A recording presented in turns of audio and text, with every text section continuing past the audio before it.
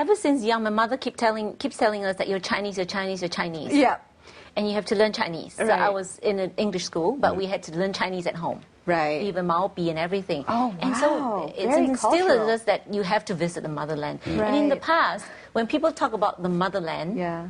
it's every time we see this great grand aunt, she's 80 years old, she's going back to motherland. Wow. And then which like part 2 or of, 3 of them, I'm just curious, which part of China was she from? our family is from Fujian. Ah, okay. So every time we see like these 2, 3 great grand aunties, after they're gone, they never came back.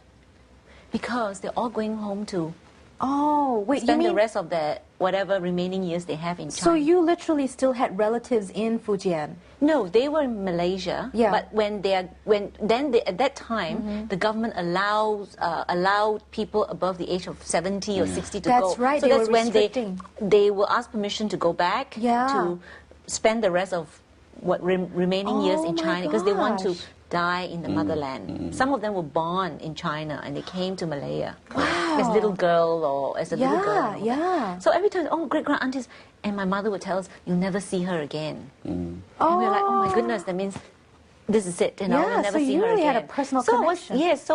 So when friends started to go to China at that time, I was very curious, and oh, so wonderful, so excited for them, you know. And then one day I got a call from my former boss, whom I was working with. She got married, her husband got transferred to China, and she went with him.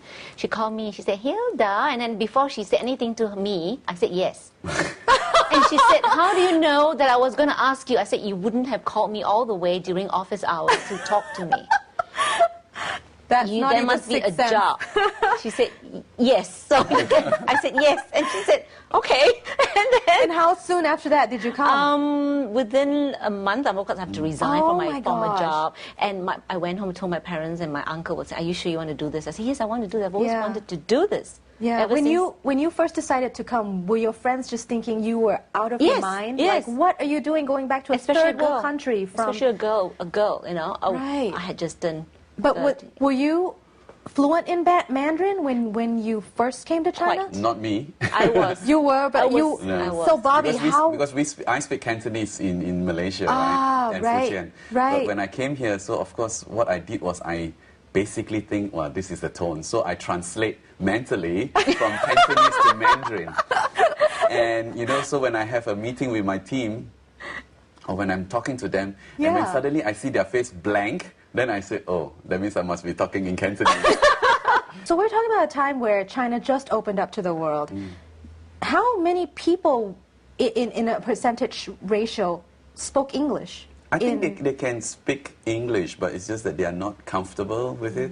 They're not used to it. And not confident enough to have a proper conversation. But if you were speaking to them, they would understand everything that you were saying. They will. Those who are made secretaries. Yeah, especially those who work in the hotel industry, basically. Okay, so that was a little bit of an exception. You're talking about like probably the cream of the crop kind of basically people in what were their backgrounds, like the ones that you actually got a chance to work with? Most of them are university students. Went to school to learn English. Yeah. They normally major in English. Okay. They go to university and they major in English.